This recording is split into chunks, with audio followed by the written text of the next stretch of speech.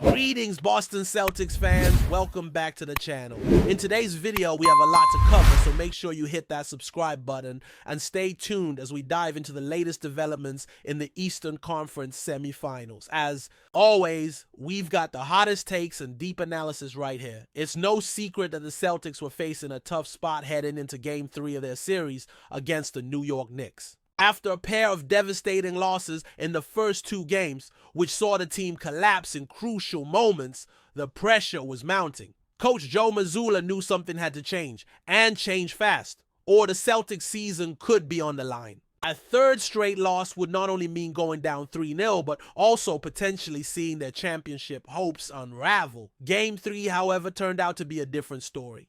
The Celtics came out swinging and dominated the Knicks at home, securing a commanding 115-93 victory. It wasn't just the score that was impressive, but the way the Celtics played. The team was locked in, and they executed Mazzulla's game. Planned perfectly. It wasn't a fluke either. 5 Celtics players scored in double digits, with Peyton Pritchard leading the way off the bench with an incredible 23 points. The Celtics shot lights out from beyond the arc, hitting 20 of their 40 attempts, and the Knicks simply had no answer for their offensive explosion. The way Mazzulla made adjustments going into Game 3 was key to Boston's success, and Mass Live's Brian Robb broke it down thoroughly. One of the major takeaways from the analysis was that Mazzulla made a strategic decision to exploit a mismatch he had identified, and it paid off in a big way. Interestingly, the coach decided to target New York's best player, Jalen Brunson, in a way that most wouldn't expect, by taking him on in the post, especially on defensive switches. As Rob pointed out, Mazzulla is particularly adept at recognizing mismatches and relentlessly hunting them. This time around, he was relentless in making sure the Celtics took full advantage of Brunson's defensive struggles. The Knicks, as Rob mentioned, quickly had to send help to Brunson whenever he was posted up by a bigger player. This extra help left shooters like Jason Tatum and Marcus Smart wide open for catch-and-shoot three-pointers. It was a brilliant move by Mazzulla, who knew that if he could wear down Brunson defensively, the Knicks would have no choice but to scramble on the defensive end, leaving the Celtics with easy scoring opportunities. Now, don't get me wrong. Jalen Brunson is an amazing player, one of the best in the league, but when it comes to defense, it's been a bit of a weakness for him throughout his career. He's more known for his offensive contributions, where he's a nightmare for opposing defenses with his crafty scoring ability. Defensively, however, it's been a different story, and Mazzulla smartly took advantage of that. By isolating Brunson against bigger players in the post, Mazzulla forced the Knicks to either help him out or let Brunson struggle one-on-one against players who had the size and strength to overpower him. What this does is twofold. First, it forces Brunson to expend more energy on the defensive end of the floor, which can ultimately impact his offensive game. A fatigued player is less likely to be effective on both ends, and Mazzulla understood this dynamic well. Second, by forcing the Knicks to collapse on Brunson, it opened up more opportunities for other Celtics players to get high-quality looks at a basket, particularly from beyond the arc. As the game unfolded, we saw exactly how this strategy played out. Every time Brunson found himself in a one-on-one situation with a bigger player, the Knicks were forced to send help, which led to open shots for the Celtics. Whether it was Tatum, Smart, or even Grant Williams, the Celtics were knocking down wide open threes, and the Knicks just couldn't stop the onslaught. It was a chess match, and Mazzulla made the first move that forced New York to react. In a 7-game series like this, it's all about adjustments, and Mazzulla's move to target Brunson and exploit that mismatch was exactly the kind of change the Celtics needed. But now the question shifts to Tom Thibodeau, the Knicks head coach, and how he will respond to this. Thibodeau has built his reputation as one of the best defensive minds in the NBA, so it will be interesting to see how he works to minimize the impact of Brunson's defensive limitations moving forward. Can he find a way to hide Brunson, or perhaps work around the weaknesses that Mazzulla so clearly exposed? Or will the Celtics continue to take advantage of this glaring mismatch? As we head into the rest of this series, Game 3 has set the tone for what's to come. The Celtics have proven that they can bounce back from adversity, and now they hold the upper hand in the series. But this is far from over. The Knicks are a tough team, and Thibodeau will no doubt come up with a counter strategy for Game 4. One thing is for sure though, Mazzulla has shown that he is willing to make the bold decisions needed to lead this team deep into the playoffs. So what's next for the Celtics? How will Mazzulla continue to adjust his game plan? And can the Knicks find a way to slow down the Celtics' offensive attack?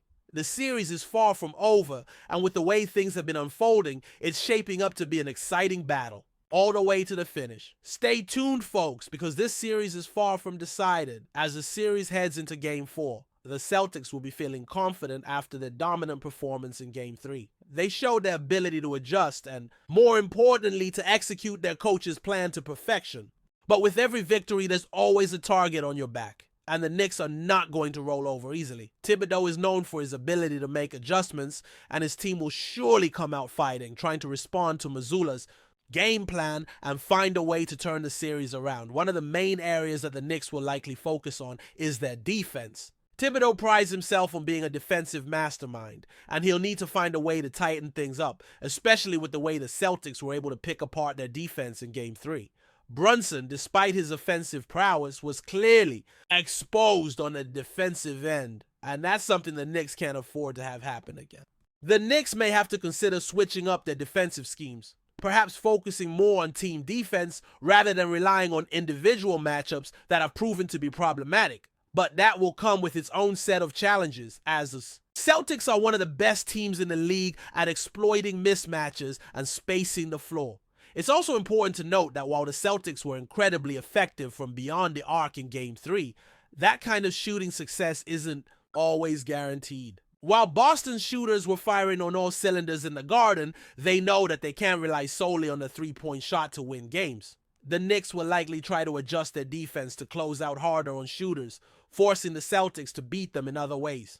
If the Celtics shooting doesn't come through as consistently in the next game, it will be up to players like Jason Tatum and Jaylen Brown to create offense in other areas, whether that be driving to the basket, getting to the free throw line, or finding ways to move the ball and get open looks for others. Another key factor for the Celtics will be maintaining their defensive intensity. While the offense was electric in Game 3, their defense was just as important. They held the Knicks to just 93 points, which is a testament to their ability to lock down on defense and not allow New York to get easy looks. In the playoffs, defense can often be the difference between advancing and going home, and the Celtics will need to continue to bring the same level of focus and intensity on that side of the ball. Players like Marcus Smart and Robert Williams will play crucial roles in keeping the Knicks' offense in check. Smart, the reigning defensive player of the year, has already shown that he can make a huge impact on the defensive end, and Williams, with his rim protection and rebounding, is a key part of the Celtics' defensive identity. But as much as the Celtics will be focusing on defense, they also need to be aware of the emotional toll that playing in a playoff series can take. The pressure is always high, especially after a loss like the one the Celtics suffered in the first two games. There's a natural temptation to overthink or try to force things, but the Celtics have to stay grounded and focused on their game plan. Mazzulla has done a fantastic job of keeping the team level-headed, and it will be important for the players to continue to trust the system and each other. The moment you start trying to do too much is when things can unravel. On the Knicks side, there's a sense of urgency. With every loss, the pressure mounts. Game 4 is now a must-win for New York, or else they'll be staring down the barrel of a 3-1 deficit. If the Knicks drop this next game, the series will feel all but over, as it's incredibly difficult to come back from a 3-1 hole, especially against a team like the Celtics. Thibodeau knows this, and he's going to have his team prepared to come out with everything they have. The Knicks have been resilient all season long, and they're not going to back down without a fight. Brunson will need to step up, not only on offense, but also on defense. He'll have to find a way to make a bigger impact without being targeted as the weak link, which is easier said than done when facing a team like Boston that is so adept at exploiting mismatches. The Knicks will also need their role players to step up. R.J. Barrett has shown flashes of brilliance, but consistency has been an issue for him at times. Julius Randle, after dealing with injury concerns, needs to be the star he's capable of being.